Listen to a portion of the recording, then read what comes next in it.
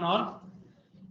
So in the last class, we looked at the definition of NFA and also the definition of computation for NFA. So definition of computation is nothing but what are the formal conditions under which a string is said to be accepted by an NFA. We looked at that as well, right? So the only difference between the formal definition of computation for DFA and NFA is that in the second condition, delta of Ri comma Yi plus 1 is Ri plus 1 in a DFA because there is only one output state. Whereas in an NFA, it's not one output state, but a set of states. But we don't know what all are the set of states at any particular level. Basically, you can look at it. This is like a process tree. At each stage, a particular state on a particular input may branch out into multiple states, and this process may continue at each level. But at any point of time, we are focused on only one branch, right? We first try out maybe the leftmost branch, then the next branch, then the next branch, and so on. You can think of it like depth first search. So even if in one branch, the string is accepted, even if one branch ends in an accept state, then the string is said to be accepted by the entire NFA. So within a particular branch, we just look at the sequence of states, R0, R1, R2, and so on. So in a particular branch, at a particular level, we know it is, say, state Ri plus 1. Like you see here, R0, R1, and so on. At some place, you come to Ri, and then you go to Ri plus 1, and so on. Finally, you end up in Rm. All right. Now, in this level of Ri plus 1, there may be some siblings for Ri plus 1. I don't know their names. I don't know how many of them are there. So I cannot completely list this set exactly. Exactly all the elements in this set I cannot list. So I cannot actually write like this. The correct way of writing is this. Ri plus 1 belongs to the output of delta of Ri comma Yi plus 1. Because this is a set. I know this is a set, and I know this is an element that belongs to this set. That's all. I don't know about other elements. So I cannot list the entire set like this. The only way I can express it is like this. All right. So this is the only difference in DFA and NFA. In a DFA, the condition is Ri plus 1 belongs to delta of Ri comma Yi plus 1. In NFA, this is the condition. In DFA, the condition will be delta of Ri comma Yi plus 1 is Ri plus 1. Because Ri plus 1 is only one state. That is the next state with respect to the current stated current input. Okay, but that is not possible in NFA, so we cannot write like that in NFA. All right, so let's move on. So now, since we understood non-determinism and we also looked at some examples of NFAs, now let's revisit the first theorem of regular languages. What is the first theorem of regular languages? Yeah, the union of two regular languages is a regular language. In other words, the class of regular languages is closed under the union operation, right? This was the first theorem that we proved using DFAs. Now we will prove that using NFAs, and it will be much more easier.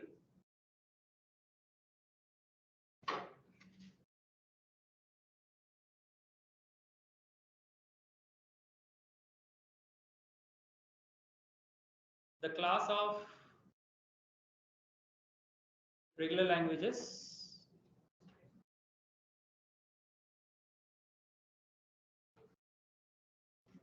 is closed under the union operation.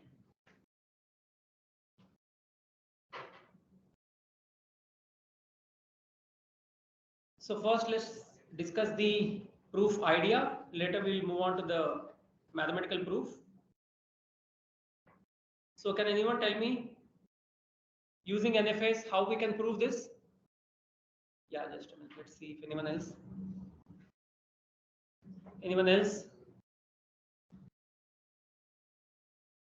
We also saw an example earlier. Even then I mentioned this is like union of two NFAs.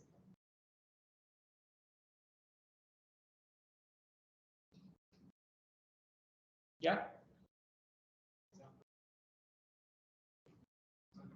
Yes.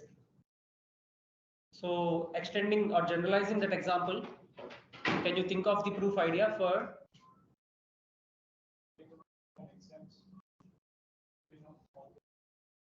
How do we build that? Imagine I have two machines, N1 and N2. Now, how do I combine them to form N3?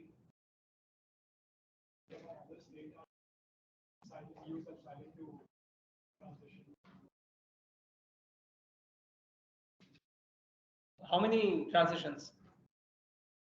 If I have two machines,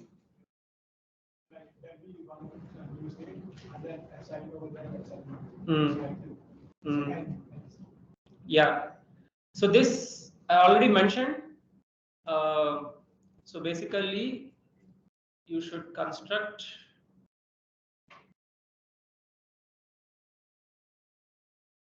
an NFA N3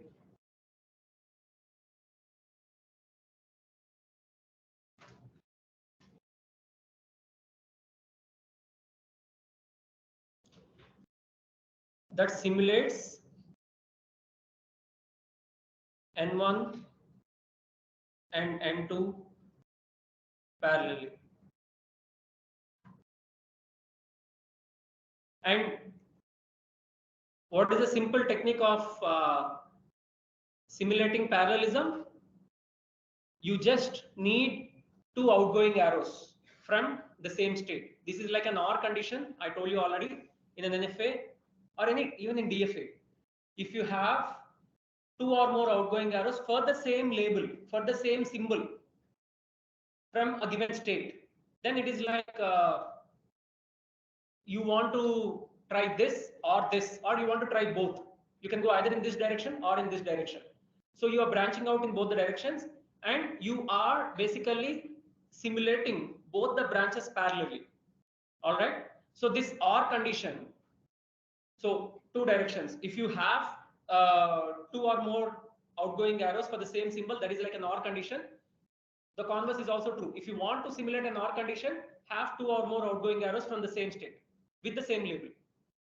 Okay. So in this case, we want to sort of run N1 and N2 parallelly.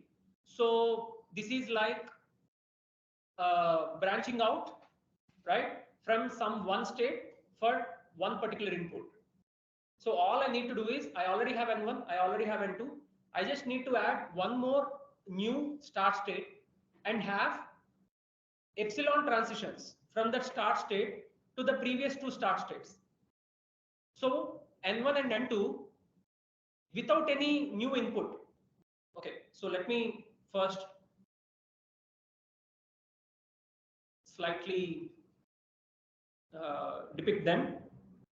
So suppose N1, I have start state Q1.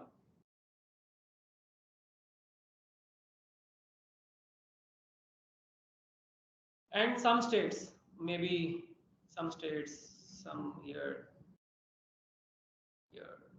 and so on. And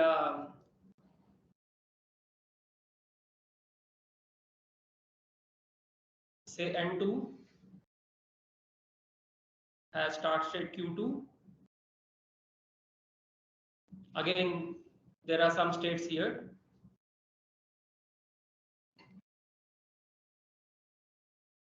Now, I will construct N3 by having a new start state, say Q3, which connects to both these machines, the start states of both these machines with epsilon transitions.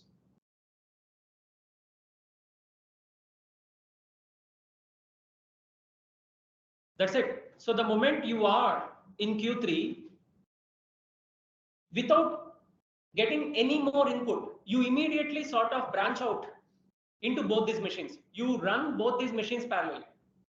That's all. You don't need any input. So this is one very good example of use of epsilon. All right. You don't need to wait for any input. You don't need to take any input. The moment you switch on, it forks itself into two machines and runs both the machines parallelly. And if you end up in at least one of the accept states in at least one of the machines, then the string is said to be accepted by this combined machine. That's all. So this is how you parallelly simulate two or more branches. So in this case, each machine is a branch. All right.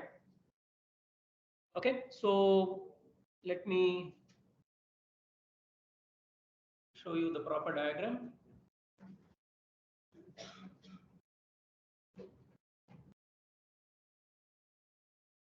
Yeah. So this is how it looks.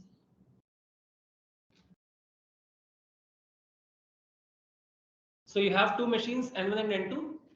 Now this N1 and N2, again same N1 and N2 are here.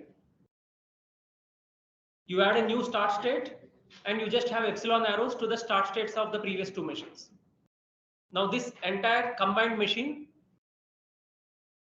is the union of N1 and N2, the languages accepted by N1 and N2. Okay, so simple. Just compare this with the DFA proof, where it was so difficult, where if you have M states in N1, M1, K1 states in M1, K2 states in M2, then you need K1 times K2 states in M3, right? It was so complex, but this is so simple. You just need to add one more state and have epsilon arrows to the previous two machines. That's it. So that is the convenience of non-determinism.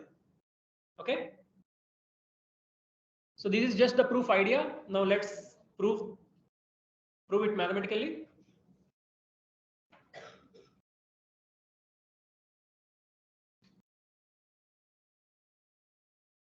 Okay. Let n1 equal to q1 sigma delta 1 q1 f1.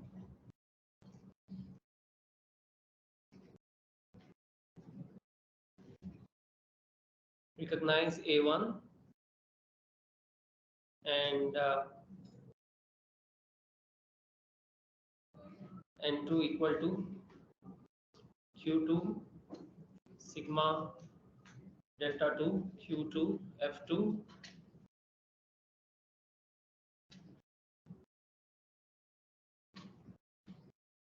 recognize a2 const. Yeah.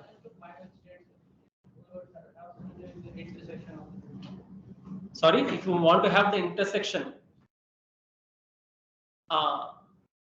so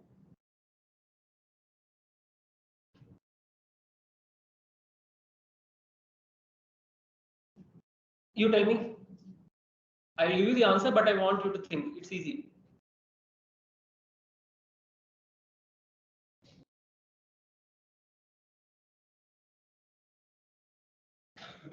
Like maybe we pass N1 through one machine, and the final state of that, we won't make it as the final state. Whatever the final state is, we'll make an epsilon transition to the other machine, and the final state of the other machine will be the new final state, like except state. Epsilon transition to other machine means which particular state in other machine? To the input. Yeah, in this case, say this is N1. We'll do it like that, but you won't make it the except state of N1, you'll remove that. Okay. And then you'll add an epsilon transition over there to N2 input state. Start state. Yeah, start state. Okay. From both final states. Okay. And then, this will give the intersection. Is it correct?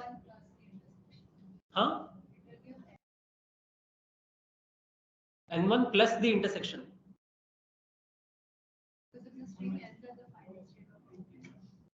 Okay. No, I'm saying that you remove the except state of. Yeah, I understood. We'll remove the accept states. That's fine.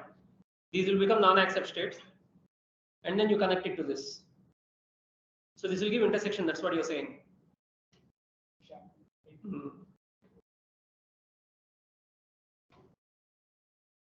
For this, if there was a string, like suppose if there was a string in one final state, then after one more symbol, it will go to a string which is not final state. But having this epsilon transition, it will go to N2, and it will be accepted there by N2. It should should have been there in N1 only because it was not exactly accepted by N1. I think that is the problem with this. So we remove all the accept states. We have one final accept state, and if it accepts for both of them, that goes to Yes. This will also do something, but this is not intersection. It will be, I mean, it will be great if anyone can tell me what this is doing. I'll give you one clue. This is one of the three regular operations. This thing, what we did. Yeah, it is concatenation. In fact, that's the next theorem. The class of regular languages is also closed under concatenation. This is how we prove it. Okay, but the question was about intersection. So intersection, all you need to do is you need to sort of ensure that a string is accepted by both n1 and n2, right? So,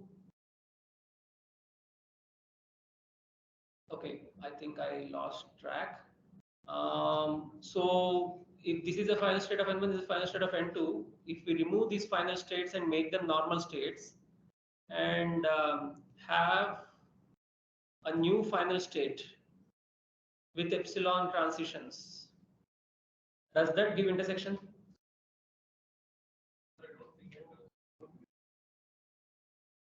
upon the condition that it enters the accept state. Yeah. No, this is not intersection. Okay, I'll think and get back. I don't think it's that straightforward. In DFS, it is easier. All you need to do is change the set of final states. But in NFS, it is slightly tricky. Okay, in case someone gets the answer, let me know. But otherwise, we'll proceed. I'll get back on this. Okay, so let's proceed. So construct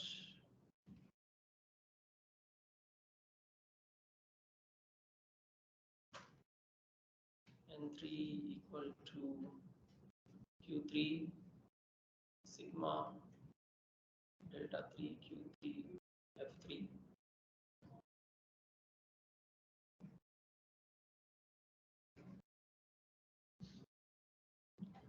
To recognize A1 union A2. So let me move to the next page.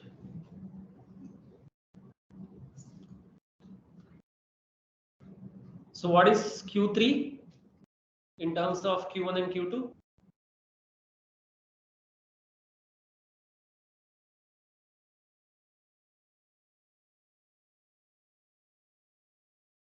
So this is the set of states Q1, this is a set of states Q2. This entire thing is Q3.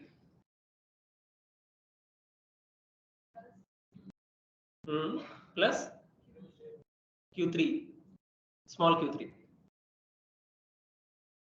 Okay, so you should see the labels in the formal definition.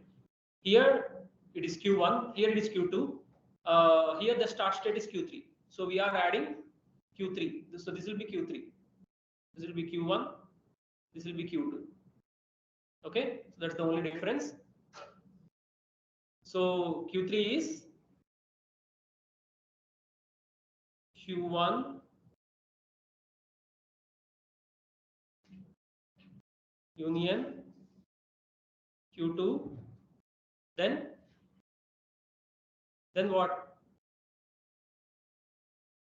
Just now I said, yeah, union small q3. Okay, then sigma of n3 is the same as that of n1 and n2. This, like I mentioned earlier, we are considering this for simplicity. We are assuming this for simplicity. Sigma Both sigmas can also be different. In that case, what will be sigma 3? Yeah. Yeah, it's just sigma 1 union sigma 2. In case sigma 1 and sigma 2 are different, then it's just union of them. But for all the theorems, we will just assume sigma is same for both n1 and n2. Okay. Then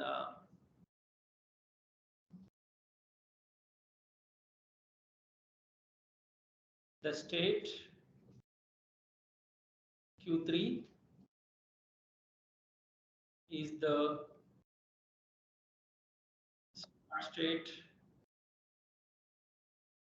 of N3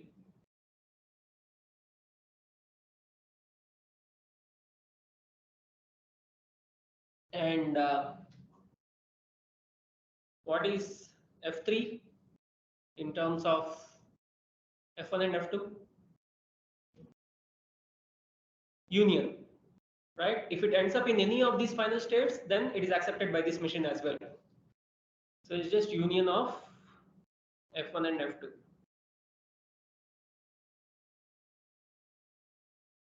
Now finally,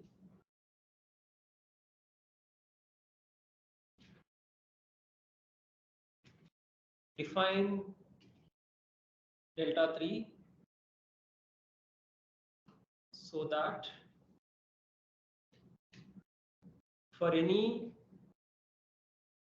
Q belonging to Q3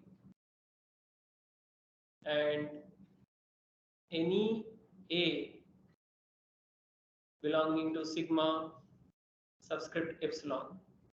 So some of you might be getting a doubt like when we define sigma, why don't we include epsilon? Like in one of the, like in this example, here we are defining sigma as only 0, 1. We are not including epsilon. But still here we are using epsilon. So is that right or not? It's correct because NFA by definition will allow you to use epsilon with any sigma. So epsilon is not part of sigma. So when you write sigma in the formal definition of any NFA, do not include epsilon here. Epsilon is not part of any sigma. Epsilon is separate. All right. So when you are using the labels, then epsilon will come because the labels come from sigma union epsilon. Okay. That does not mean epsilon is part of sigma. So for each NFA, you need not write epsilon separately. NFA by definition allows epsilon. Epsilon is special. You just write sigma. What is sigma? What symbols you are using? That's all. Okay. So here we need to mention that A belongs to sigma subscript epsilon because the label on any transition can come either from sigma or epsilon. So here we have to explicitly say sigma subscript epsilon. We can't just say sigma because epsilon can also be used, right? Or okay. So now what is delta 3 QA? It can't be said in one condition. There are multiple conditions. So under this condition, it will be this. Under this condition, it will be this. So it will be something like that. Okay. So how many different conditions are there?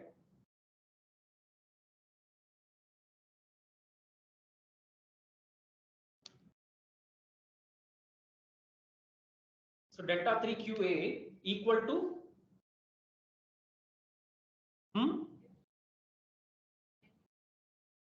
if Q is Q3, then you go to a set of. Okay, all right.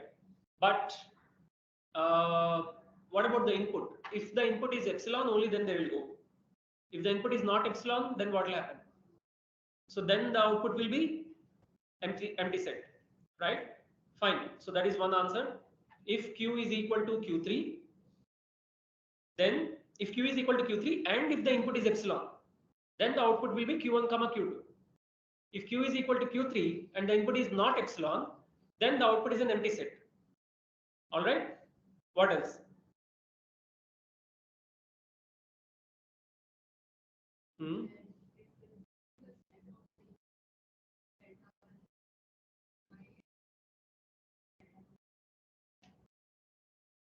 Why union?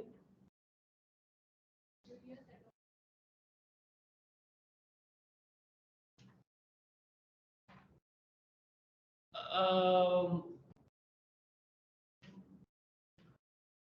okay, fine. That is one way of putting it. All right. But we can't say if Q is not equal to Q3. We have to say Q belongs to either Q1 or Q belongs to Q2, right? So if Q belongs to Q1, what will be the output?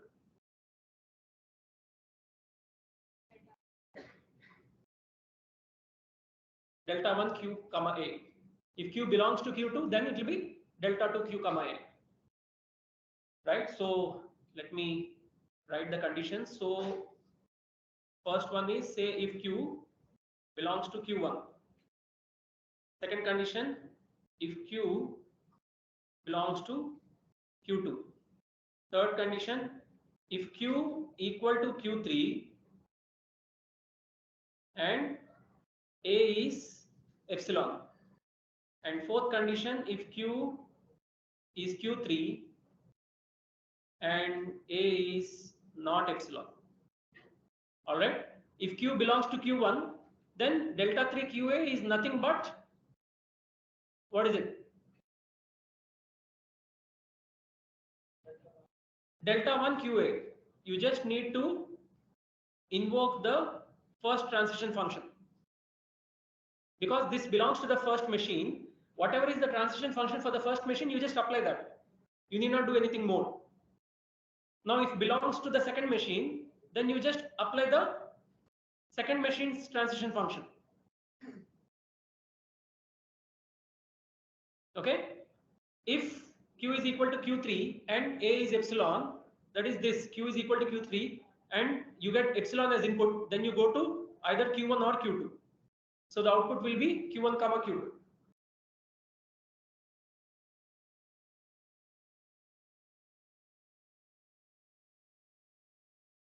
And if Q is Q3 and A is not epsilon, it is not defined. So if you are in Q3 and you get any input other than epsilon, it is not defined. So you just go to an empty state, right? The output is empty.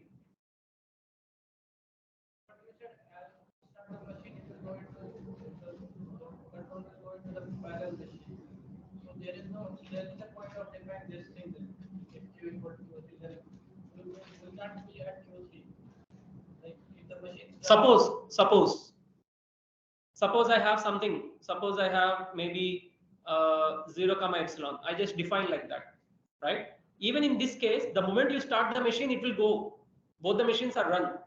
But this is not just the union of both the machines. This is union plus something. So to avoid this case, you have to say, if you are getting any input other than epsilon, it should go nowhere, right?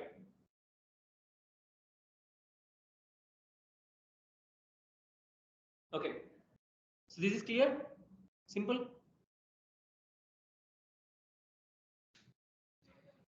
No, I just said, he's saying, why do we need this fourth condition? He's saying the moment I enter the machine, the moment I enter Q3, it is simulating both N1 and N2 parallelly, right? Because there are epsilon transitions. So that is done. So why do we need to explicitly say when the input is not epsilon? Or suppose if I say this is 1, suppose on 0, it goes to this particular state. Some 0 means some other non-epsilon symbol. It can be 0, it can be A, B, whatever it is. Okay. Now in this state, it is a different machine. It is not union. Right. So I have to tell that there are no other arrows. There are only 2 arrows, epsilon, and those are going to the start states of both the machines. If I have any other arrows, it will not be a union. It will be something else. Union should have only and these arrows, not more, not less.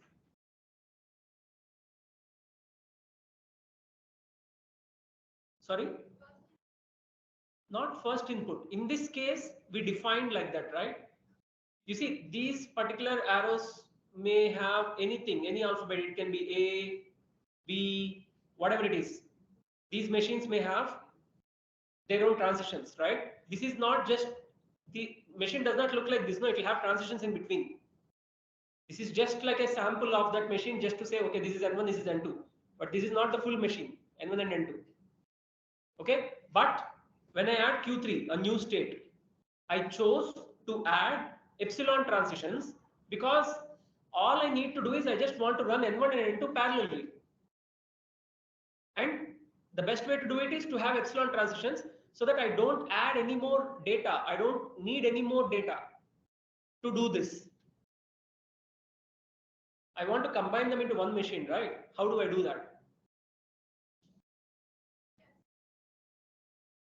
You don't need any input. Epsilon means without any input also it goes to the next state.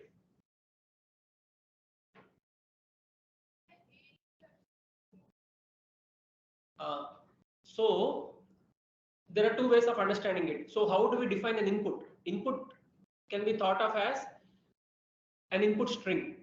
Okay, some zeros and ones, A's and B's. That is one way. Second thing is labels on the transitions. So when I say A equal to epsilon, if the transition label is epsilon, then do this. Otherwise, don't do this. You see, in this previous example where we looked at a process tree, right?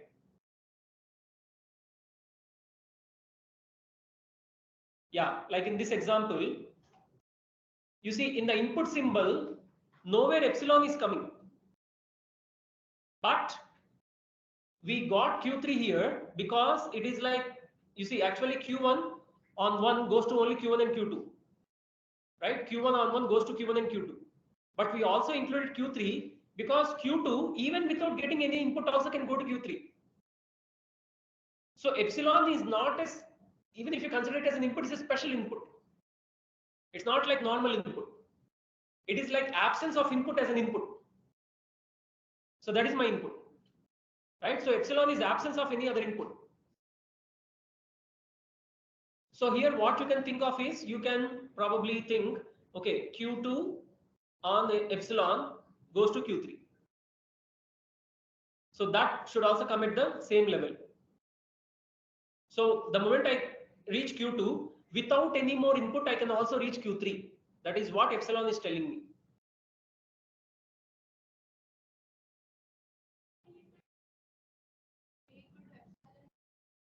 To say this, without any input also, I can go to this particular state. You see, simple. Like branching out, what was this example? This example is, I mean, can you guess what this example is? What language is being recognized by this example? I didn't tell you what language it is.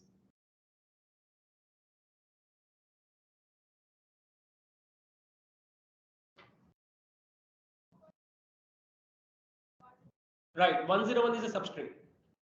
That's all, or is there anything more? That is fine. 101 is a substring of this language. So this language will accept, or this machine will accept all those strings which have 101 as a substring. That's all, or anything more? Or 11 as a substring. So if I want to capture both those scenarios, this machine will accept all those strings which have 101 as a substring or 11 as a substring. That is possible because I have epsilon here.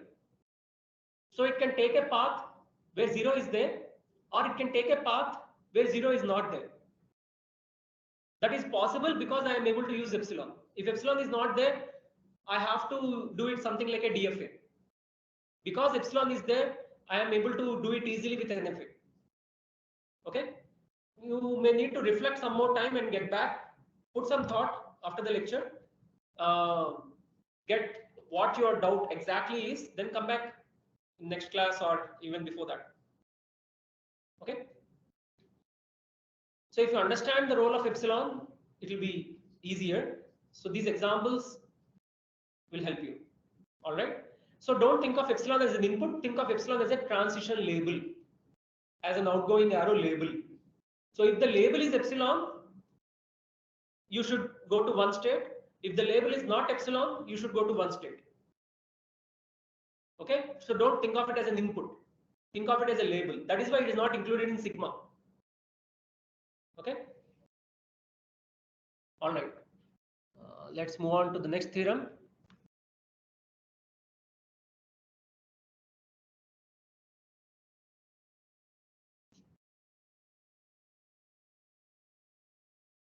The class of regular languages is closed under the concatenation operation.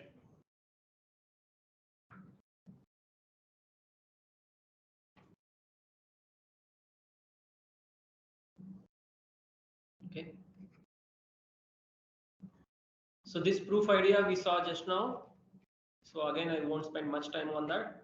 So imagine you have, say, N1 with start state Q1 and some states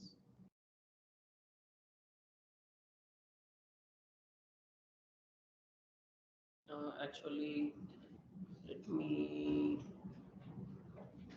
okay, I'll draw later. And N2 start state Q2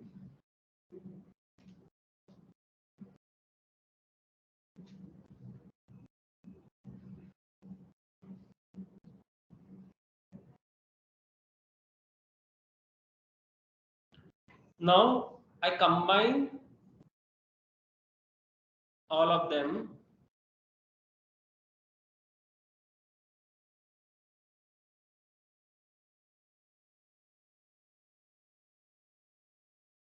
into a machine N2, N3 by creating epsilon transitions from each of the final states of N1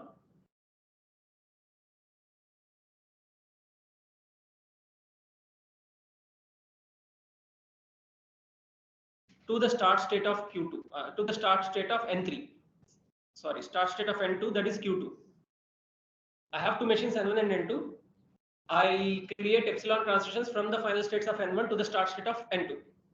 And I convert the final states of N1 to non-final states. All right. So let me draw them maybe with red. Sorry. Outer circle. Just to say, earlier they were final states, but now they are not final states.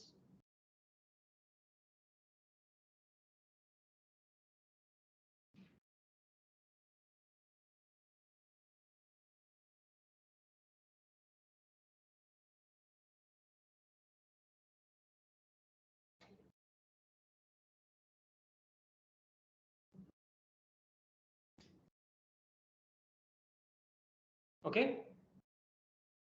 What will happen if I don't change them to non-final states? What will happen?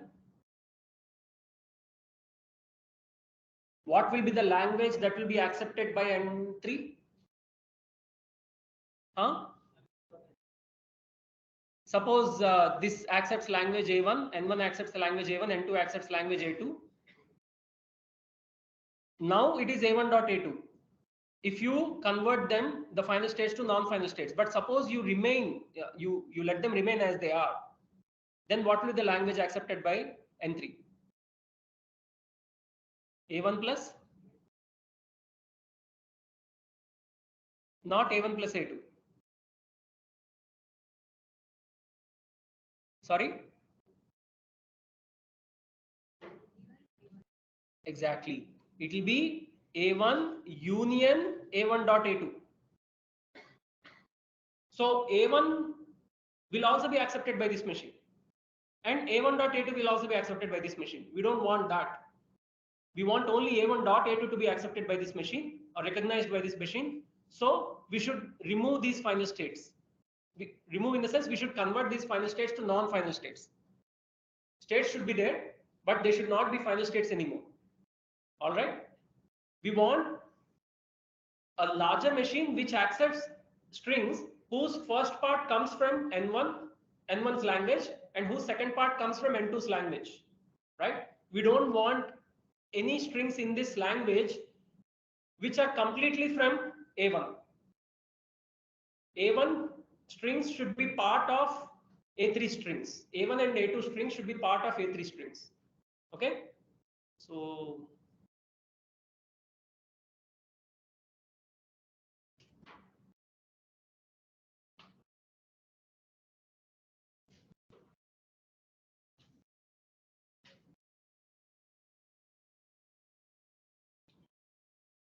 convert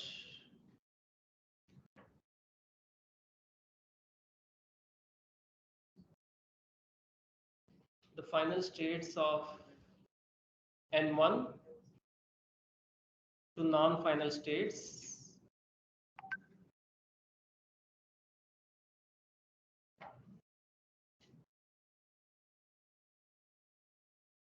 while building N3. So let me also show it as a proper diagram.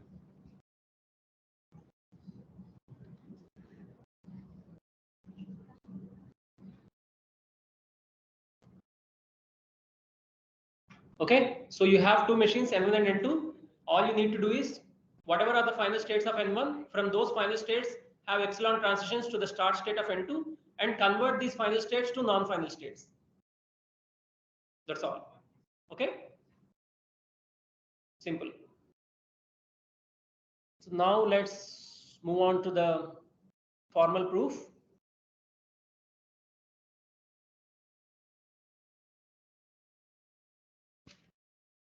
So the first part is similar as the previous proof. Let N1 be this phi tuple, N2 be this phi tuple, and so on.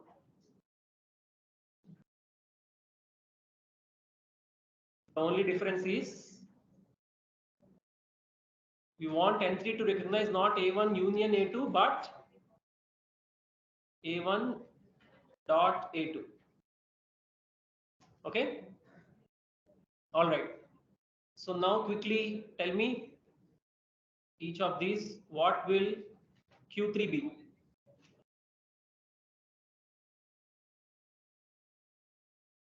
What is Q3 in terms of Q1 and Q2?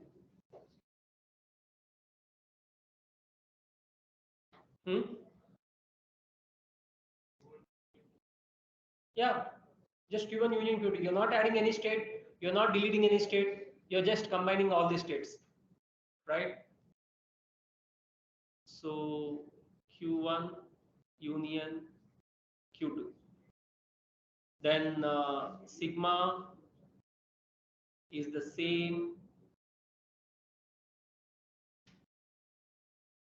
as that of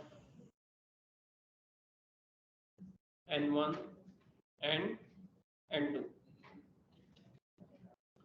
What about Q3? What is the start state of N3?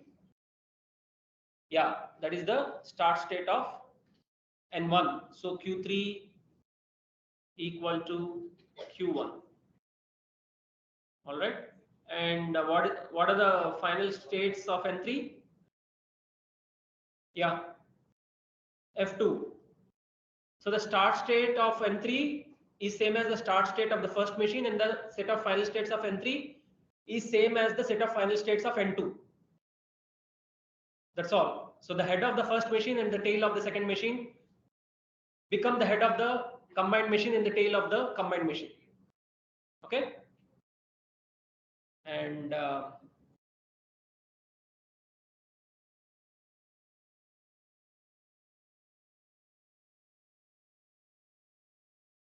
define delta 3 so that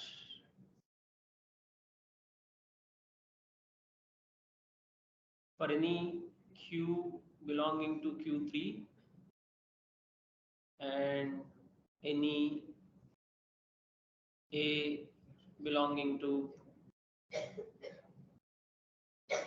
sigma subscript epsilon, delta 3 QA equal to, again, there are multiple conditions here. Yeah. First two conditions are the same. What are those?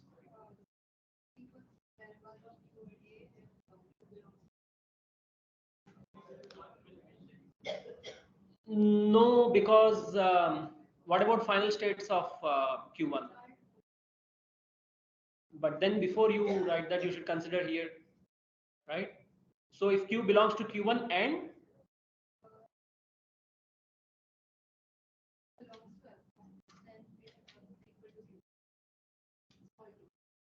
small q2. Okay, but again within this there are sub conditions.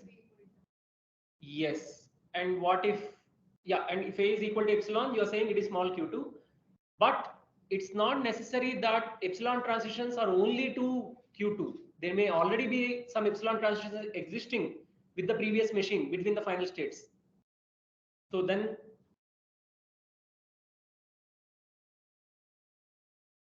final states may have epsilon transitions to other states in the same machine also, right? Right, right. So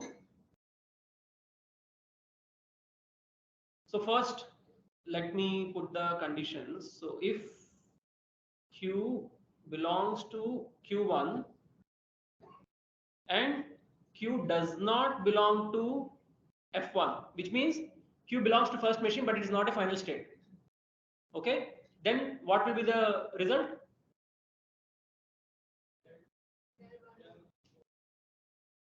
Delta 1 QA.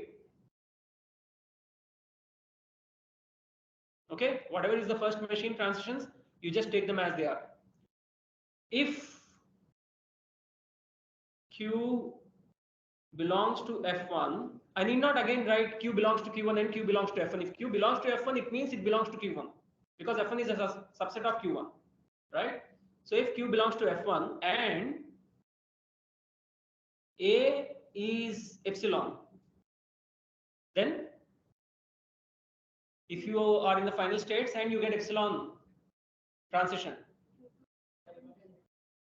yes, so it will be, make some space.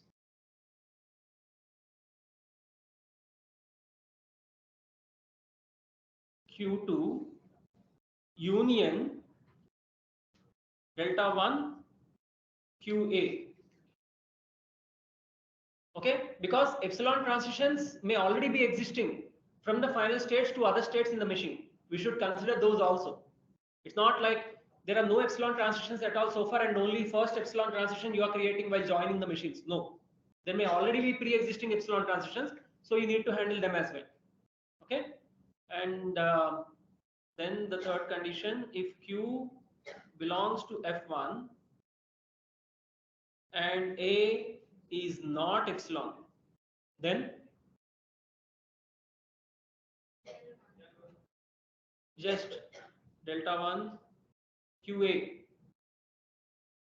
Whatever are the transitions from the final states to other states, you just use the same transitions. Okay, and if Q belongs to Q2, then do we need any subconditions here? Does it belong to F2? It does not belong to F2. No. What is the output here? Del 2 of QA, delta 2 of Q comma A. That's it.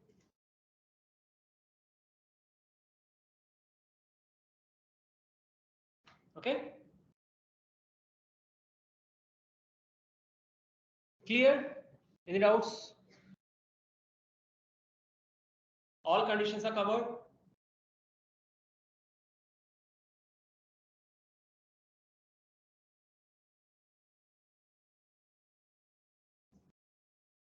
Yeah, that's all. So let me just mention the statement of the next theorem and you tell me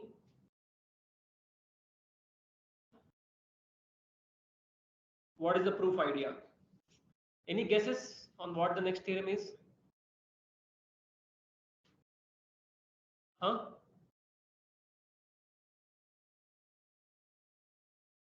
It is a continuation of theorems 1, 2.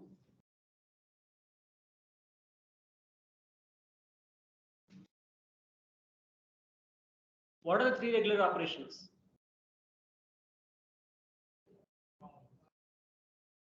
Star is three regular operations, huh? Union, concatenation, and star. We covered two. Now the third one is star operation. So the class of regular languages is closed under the star operation.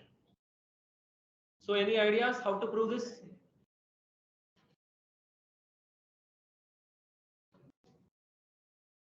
Union of concatenations, good.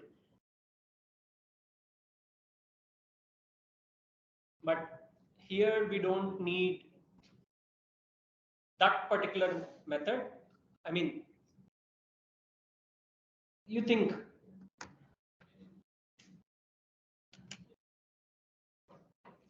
hmm?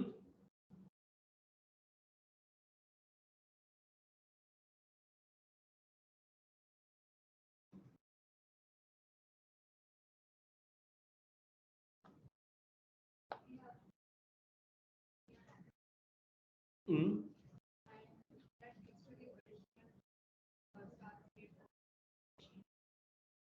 What should lead? We have another start state Q0, Hmm? which is an access state. Hmm? That leads to Q1, which is the start state of Hmm? and upon reaching any access state sheet, it comes back to the original start state. Original start state or the new start state? Okay. Q0. Hmm. Okay. Yeah. Anyone else? I'm sure all of you didn't hear her answer. So you need to think on your own. Okay, so I leave it for next class. Before that, think and get back. How to do this star operation. All right. It's simple. The moment I tell you, it will be simple, but you need to think. Okay. So let's stop here.